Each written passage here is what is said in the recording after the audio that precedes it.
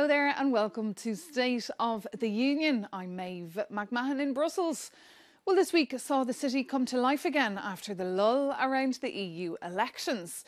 Incoming MEPs flocked here to take selfies, show their voters they're getting down to work. But the big happening of the week was this: EU leaders catching up on the European Parliament elections. With the world in turmoil, rumour had it they would quickly decide who should get what top Brussels job. But their 7-hour summit was just an anticlimax for hundreds of journalists with nothing to report. I think it's our collective duty to make a decision by the end of June. I made several times publicly this point. But the summit proved to be a very good day out for this man, the outgoing Dutch Prime Minister Mark Rutte. With the Dutch coalition government almost sworn in, Mark Rutte hopes to be the next Secretary-General of NATO. He got some FaceTime with Hungary's Prime Minister on the sidelines of that summit and agreed not to deploy Hungarian troops to Ukraine nor to spend Hungarian money on Ukrainian missions. This got him the thumbs up from Viktor Orban to run NATO. What didn't get a thumbs up among Brussels circles, though, was this: the Hungarian presidency's slogan for their upcoming 6-month EU presidency. A copycat from the Trump days, Hungary chose "Make Europe Great Again" as their mantra to shape the EU's political agenda and warn that Europe is declining in the world.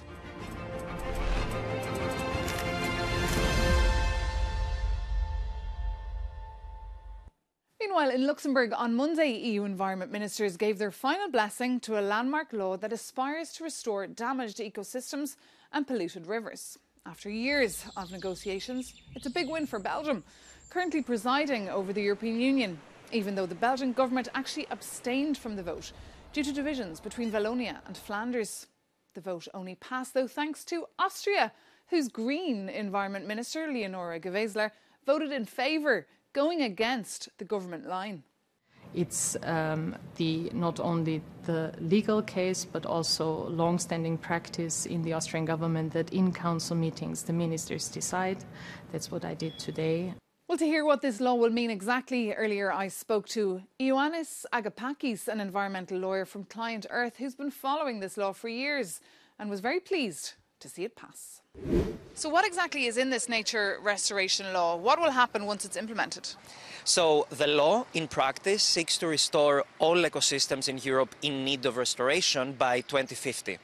And in order to achieve that, it imposes upon member states a series of binding targets to restore a diverse array of ecosystems, so from forests and oceans to farmlands and urban green spaces, by 2030 through 2050. So member states, the first stage that they will have in order to implement the nature restoration law will be to come up with their national restoration plans by 2026. These are the plans in which they will determine the measures, but as well as the areas that they will choose to restore. Yet delaying restoration action up until 2026 would not be advisable, as that would impose increased regulatory burden and costs upon member states. And why, in your view, was this law so necessary? So, just for a bit of context, currently less than 15% of EU's ecosystems are in good condition.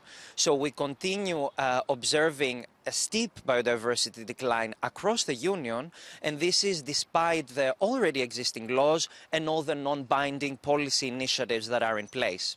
Scientists are warning that once certain tipping points are reached, the functions of ecosystems, functions relating to their capacity to produce food or to regulate water and even protect us from climate-related disasters, are disrupted.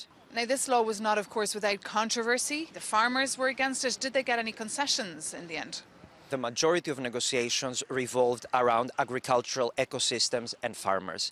It is very important to note that the law imposes zero legal obligations directly on farmers, and the provisions on the restoration of agricultural ecosystems have been significantly watered down in order to reflect the realities of the sector and the requests that were made.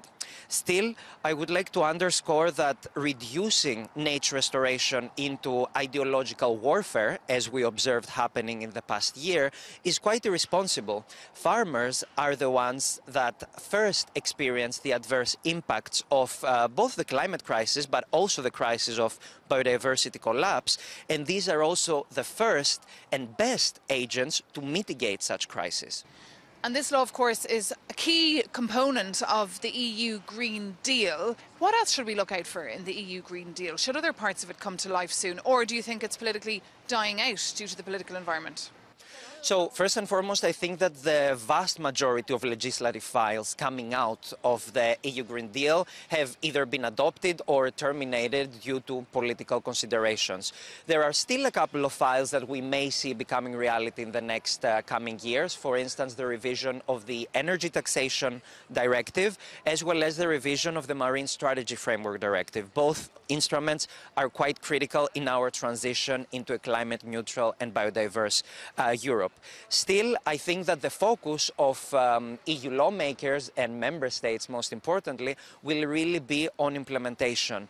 The EU Green Deal provided a momentum, but also, at the end of the day, provided a series of legal tools that member states now have in their arsenal in order to tackle the complex and intertwined crises that they are facing.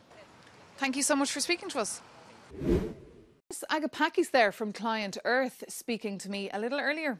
And one topic we didn't dive into was the impact global warming could have on beer. With summer festivals underway, scientists keep warning that hotter, longer and drier summers could change the taste, texture and even increase the price. Now, beer, of course, is dear to the hearts of all Belgians. So it would come as a surprise this week to see French beer for sale in Belgian supermarkets. But turns out Belgian brewers have been teaching their neighbours a thing or two about beer brewing, as climate change is also presenting the wine country with a challenge. Well, that's it for this edition of State of the Union with me, Maeve McMahon. Thank you so much for tuning in. See you soon.